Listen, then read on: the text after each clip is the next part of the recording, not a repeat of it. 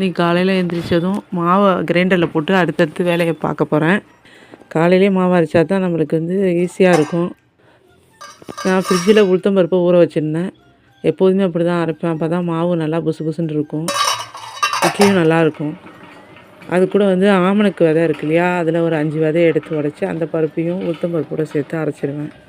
மாவு ஒரு பக்கம் ஓடிக்கிட்டு இருக்கு. அடுத்தது என்னுடைய பையனுக்கு காலேஜுக்கு சாப்பாடு ரெடி பண்ண போகிறேன். அதுக்கு பீட்ரூட்டு, பீன்ஸு, கேரட் எல்லாத்தையும் கட் பண்ணி வச்சுருக்கேன்.